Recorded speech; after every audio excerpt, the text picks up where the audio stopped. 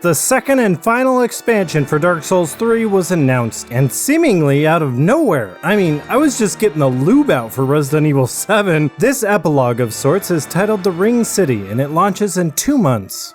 Thanks to Kim Mundy, the community manager at Bandai Namco, I am going to be able to explain a lot about what will take place in the expansion. So, needless to say, there will be some big spoilers here. If you're the type that wants to go in completely nude, who doesn't, then go no further. I'm warning you, spoilers here. First thing I'd like to point out, it's obvious in the name, the Ring City, that we'll be going to Lundor. Even the symbol used in the title is the Mark of the Undead, the Dark Sign. That, coupled with the rumored placeholder title of City of the Dead, makes that certain rumor ring a whole lot of truth. Before I get into analyzing the trailer with my top-of-the-line high-tech slow-mo, I want to mention that Kim Mundy did a horrible job being ambiguous. But really tried. Granted, it is ambiguous, but not Dark Souls ambiguous. You gotta give credit where it's due, you know. I mean, Kim Mundy tried. First of all, to get you up to speed, here's the trailer. The close of the Age of Fire.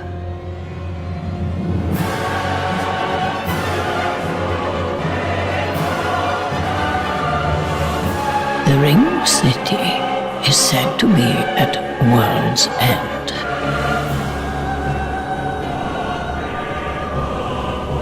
Past this heap of rubbish, as far as one can go.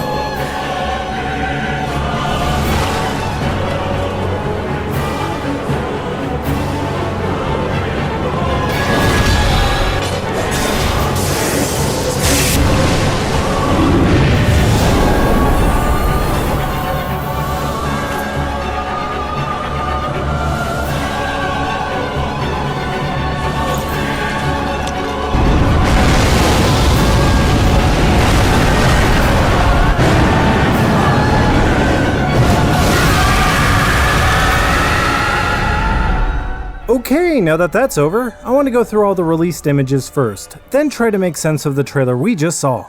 Once we're done with these images, hell, the trailer might even speak for itself. Here's an image of what I believe to be the Sable Church of Lundor. Churches are usually adorned with some symbol at its peak, and this is no different, because at its peak is the symbol of Lundor's religion. As you recall, during a certain quest line and ceremony, you receive a ceremonial sword of Lundor. This is a dead giveaway. The description goes on to blatantly point it out. This symbol of Lundor is even clearly shown in the trailer more than once. It's present in this scene.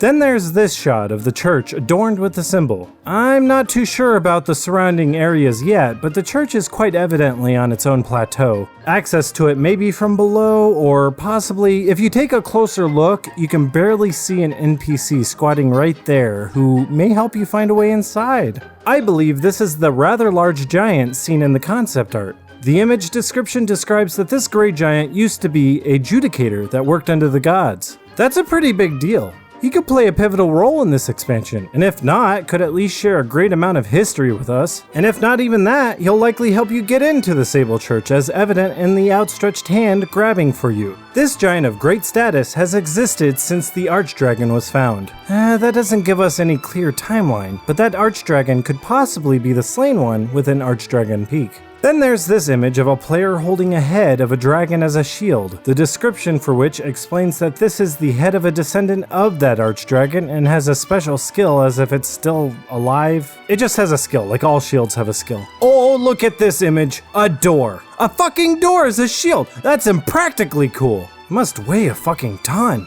Here's a screenshot from The Last of Us 2. I'm just kidding. The description tells us even more ambiguous, not at all ambiguous information. The traditional city for the pygmies. Called the Ring City. More of my suspicions ring true. I'm guessing, with this information here, the so-called pilgrims are the pygmies. If not, either way, we will be traversing their home. I'd say we run into them, but they're just so furtive. This harkens back to the furtive pygmy from the very prologue of Dark Souls, and even alludes to there being just one. Wrong, there is more than one. These extremely revealing descriptions are rewriting history as we speak, or at least the wikis. Same thing. Now, if we head back to the quick shot of insects and the hidden Lundor symbol, we can nail the very location of this shot and even what insects we are seeing here. When a city falls to the abyss, Locusts will then arise. This is blatantly telling us that Lundor, or the pseudonym, the Ring City, has fallen to the abyss. Wow, thanks for telling us. That would have been great to find out later, but it does confirm my suspicions all along. We will traverse the abyss. Oh yeah, and the locusts will feast on anything and everything. I know that. Well, I know what locusts do. Abyss locusts don't want anything more in life. They just want to be like regular locusts. Or perhaps it's saying it'll eat your items if you don't grab them fast enough. Oh, hey, that's an idea. That would be cool. Here's an image with a lot going on and plenty to theorize on, but the description helps alleviate my workload. Sunken in a swamp. I assume this is in the abyss. This knight's body is swollen with every cavity bloated. Instead of having a head, a clump of darkness swells. Its face looks like it's leaking humanity. Remember the dark sigils? Perhaps there's a link. Its body, on the other hand, resembles an effigy from Dark Souls 2. Remember the windmill from the trailer? It seems to be here in this screenshot too. If it's the same one or not, I don't know. But doesn't it look a lot like the one you burn in Earthen Peak? There's an explanation for that. This screenshot depicts what appears to be the area surrounding the first flame. I assumed from the prologue of the game that the world was converging towards it, you know, like a gravitational pull or something, but maybe that's not the case. This place is called Dreg Heap. Dreg Heap is the furthest end of the world. Various remains from different historical periods have accumulated over time. This does explain why we see many similar areas from the first game. We even see a few familiar enemies. Technically, Dark Souls 2 should also be included. Why not? So if Earthen Peak makes an appearance, hypothetically, why not some familiar enemies? Well, guess what? Does this fan look familiar? It should, if you played Dark Souls 2. It appears to be a weapon you can use now. The description goes on to say, pyromancers who once lived in an ancient land with their fan weapons and enchanting looks seem to still exist. Remember the sexy desert sorceresses? They will be back. Hope they aged well. And guess what? They were also from Earthen Peak. Is it possible we'll see many nods to that level in the expansion? I mean, I just keep seeing Earthen Peak everywhere. A concept art for a new NPC and some cool new armor has surfaced as well. You apparently encounter him at Dreg Heap. The description gives him the name Rep. He's also a hollow, but more worrisome is that he has amnesia, that he is on the verge of becoming a mindless zombie perhaps, like Horus. The wording of maybe he could be a reliable fellow ... concerns me a little and leads me to believe he will turn on you at some point. Maybe it all depends on choices you make. Ooh, and here's a good one. The image doesn't tell you much, but the description sure does. This boss, the final boss in the trailer that brutalizes the player so bad that it makes me cringe. You know they play badly on purpose to make it seem harder? Either way, this boss is the last survivor of demons who were born from the flame of chaos, swelling below the land. This could be the big reveal, the big explanation for the trees, roots, and even the profane flame. Or not. With a grotesque look having been exposed to poison. Their flame is fading away. I think there was a slip up. Notice how it says their flame is fading away? Does that mean there are other demons still around that we have to fight? Or maybe this is alluding to the rock demon you fight on the bridge in Farron Keep who has lost all its flame? But then there's the old demon king who seems fine. What does it mean? Why is it pluralized? Now, before we get into some observations from the trailer, there's one last image. It's obviously a concept art, nothing really amazing happening. It's possibly of the Ring City. It describes it just as it appears. It's a bridge with tombstones on it. I wish I could throw more speculation at you about this, but I'm fresh out. For analysis, here's the dialogue from the trailer. The Ring City is said to be at world's end. Past this heap of rubbish as far as one can go. As I suspected, the overarching theme will continue with the end of the Age of Fire.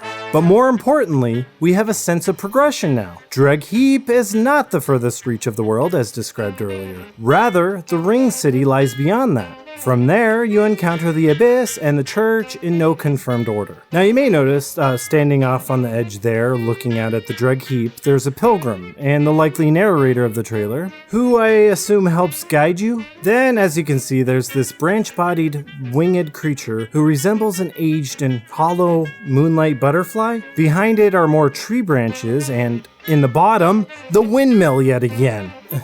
That windmill keeps popping up all over the place. And now in the very backdrop is the dark sign painted in the sky, similar to when you near the end of the game. Then there's this cutscene depicting a large woman holding a ball that's crumbling away. It's possible this is how you enter the DLC, considering how entering the first DLC was depicted. You know, with the player character slowly touching something? I don't know. But that's all I got on that. What really spoke out to me in the trailer and really struck me as strange is this lady, who is obviously still alive and breathing, with veins under her eyes, and some sort of adornment on her head.